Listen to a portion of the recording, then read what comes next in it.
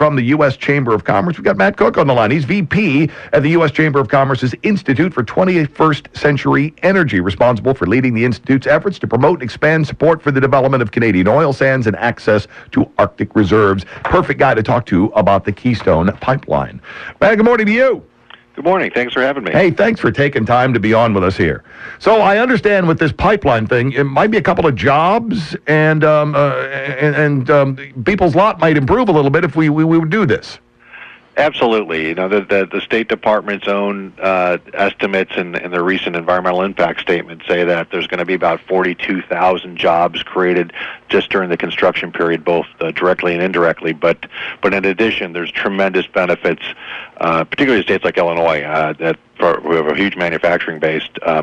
As these oil sands continue to get developed, and as there's other development in the northern part of our country, where there's some oil that'll get into that pipeline from the North Dakota and from some of that region up there. So tremendous economic opportunity, the 42,000 jobs, over $2 billion in earnings that will go into workers' pockets during the construction period, and most of that, about three-quarters of it, in states outside of the construction area. So there's tremendous opportunity and economic benefit for all of our country.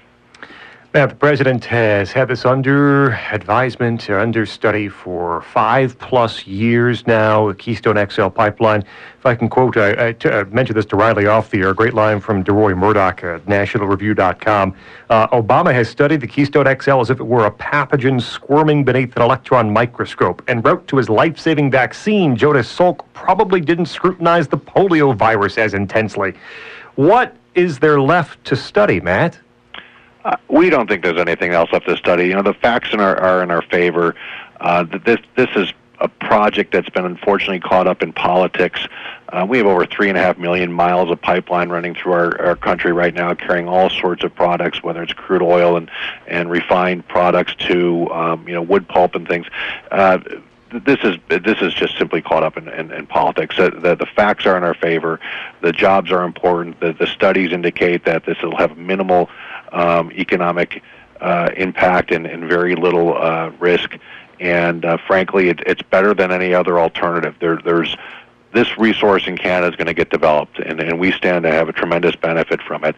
And this pipeline is actually going to be 28 to 40% less environmentally risky than the other options. It's going to have less, I should say, 28 to 42% less GHG emissions and less risk to the environment than these other sorts of alternatives. So it's a tremendous opportunity for us.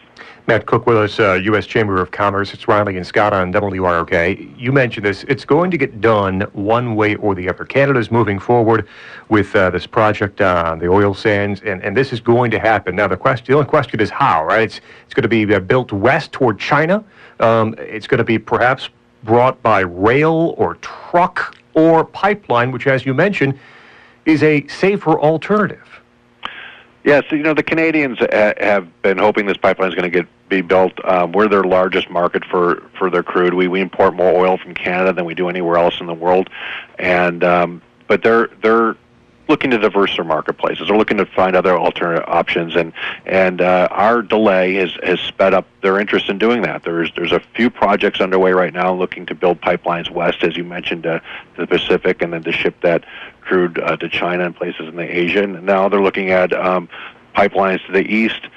There's already a number of pipelines that come into our country and bring the oil into the Midwest. This pipeline is important because it'll bring crude down to the refining areas in the south and the Gulf region, and enable those refined products to get back into our distribution system and come back and be spread out through the rest of the country. But they are looking at it, and it makes sense for them. And actually, as these resources are developed, we benefit tremendously. As I mentioned earlier, there's a lot of companies throughout the United States that ship goods and services up to Canada, and we have a great trade relationship with them. So we like that crude to come here, but we also understand that as these resources get developed, it's good for us too.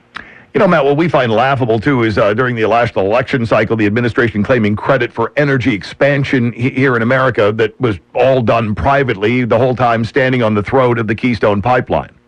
Absolutely. We're very proud of the the innovation and technology advancements that are happening in this country, enabling us to get these great resources that we've been blessed with out of the ground now, not only the cost-effective way that people appreciate, but also in a way that is more environmentally friendly than before. But you're right, it's been done on private lands, it's been done on state lands. The Keystone Pipeline is one example of a project that can't move forward, but we need more access to the ability of all these federal lands out west and offshore that we'd love to be able to develop these resources to the benefit of all Americans. And it is unfortunate and it's somewhat laughable that there's credit being taken, but it's business moving forward and American innovation despite these policies that aren't enabling us to move forward. Matt Koch with us, Vice President, U.S. Chamber of Commerce's Institute for 21st Century Energy. USChamber.com is the Chamber's website. President, a bit ago, denigrated the project, saying it might create 30 jobs.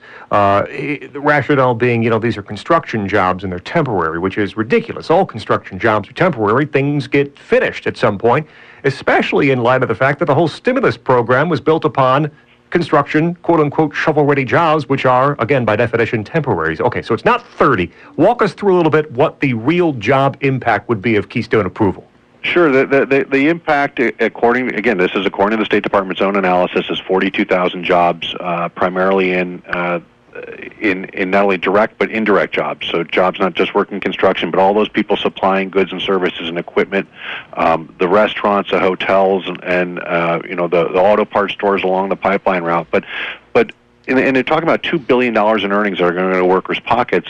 Again, 3/4 of that'll benefit areas outside the state of those 3 states that the pipeline is going to be built in. So that's significant. But to go further, this project will enable the areas like, as I mentioned, the Bakken region, North Dakota, to continue to develop because they have a place to put their crude and get it into the market. The Canadian oil sands will continue to get developed. That's important for other American workers, and that's important for jobs in places like Illinois, in places throughout the rest of the country that are selling those goods and services. In addition, you can't take away from the tax benefits. And I work in some of these states. I've been to South Dakota a number of times, and I've heard from some of these counties where they say, we have 4,000 people in our county. Our tax base is going to go from $2 million a year property tax base in one state or one county to get an increase of $250,000 and for each year while this project is operating. And where are we going to get that types of tax revenue? We're already making plans to build and construct roads and bridges and new schools and hire teachers and some of those additional benefits that come as a result of this opportunity, and that can't be overlooked. So the president's trying to be dismissive, and I think trying to sweep those jobs under the rug and say, it's only 100 jobs or so once it's operational. But we can't overlook the importance of construction jobs and for our labor friends, as well as the long-term benefits and to our economy from this project. We're spending some time with Matt Koch, VP at the U.S. Chamber of Commerce's Institute for 21st Century Energy. Matt, before we heard about the Keystone Pipeline, we heard about Anwar. Now, where do we stand with the development there? Well, there's still a lot of hope, and I was just talking to some folks in Alaska. There's a lot of opportunity that still remains to develop some of those resources, particularly in the National Petroleum Reserve and some of those areas around there. The lands that were specifically set aside for development. Now, again, the permits are being held up. They're looking at an opportunity right now to transport gas down from the North Slope and liquefy it and perhaps ship that not only to the United States but perhaps to export it to other parts of the world that are in huge demand for gas. We're paying $2, $3, $4 per unit of gas in this country. In places like Japan and other parts of the world, they're paying $14 or more per unit, and so there's amazing opportunity there. But they're trying to be creative. The state's looking to partner in some of these projects now with some of the businesses, and with the hope to continue to work towards some common sense policies that may enable them to develop some of those resources up there. But Anwar's a tough one that has such a stigma, and it's hard to talk about it here without people becoming very polarized in their opinions. But there's a lot of resource, just like there is in many other places in this country, that now even with better technology we can get it more safely. Matt Koch with us, Vice President, U.S. Chamber of Commerce's Institute for 21st Century Energy. We look now with the normally unstable Middle East. We see what's happening in Russia, in Ukraine. A whole lot of pipelines run through that region of the world as well. Isn't it just that much more important for us to strengthen instead of weaken our relationship with Canada as we look toward 21st century energy ideas?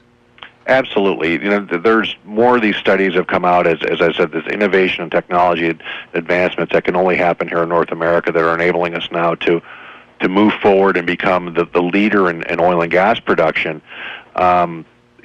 We're surpassing Russia in just the next few years in our oil and gas production here, and we're displacing a lot of crude that we've imported from countries that we don't have our best interest in mind, and we're importing more from Canada, and we're developing more of our own. But that has a huge impact on the geopolitics of things as well, as we're displacing oil in the global marketplace that other countries we're also depending on from places like Russia and from places like Iran.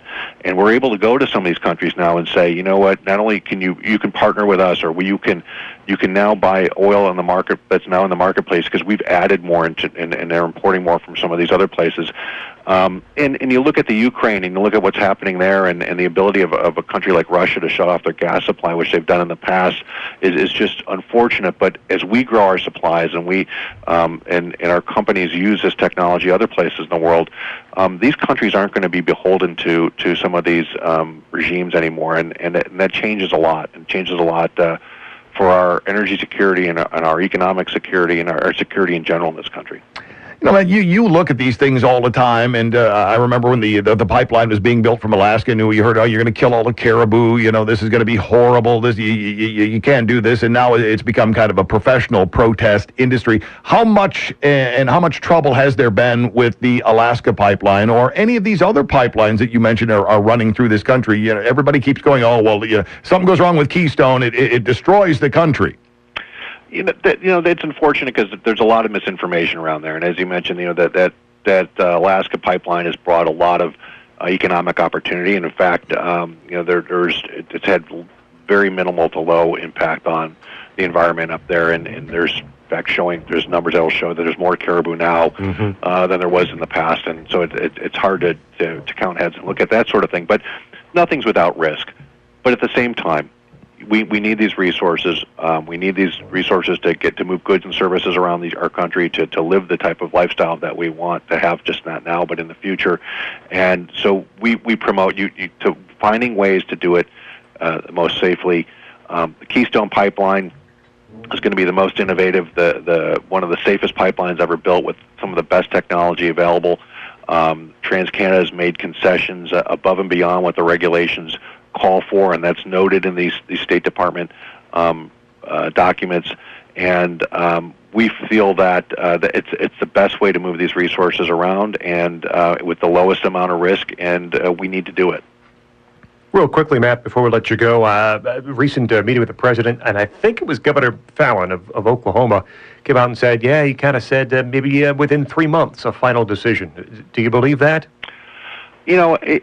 I would never have believed it would have taken 5 years at this point. It's never happened before, and again, we've run these pipelines across the border. In fact, the Obama administration had permitted a pipeline carrying the same type of crude in 2009, not long after he took office. So it's unfortunate this project has gotten caught up in the politics. We're hoping that today's the last day that the public can weigh in with comments to the State Department on whether this project's in the national interest, and we're hoping that people will write in and support. You can go to our website, the www.energyxxi.org, and weigh in. The sooner the better. He can make a decision at any time and support this. We hope he does soon, so we don't miss the construction period and put off the jobs and the economic benefits even longer. But our hope is that he doesn't drag it out further. Once this 90-day period's over, there really isn't any sort of deadline for him to make a decision. So we're hoping that people encourage him to do it soon.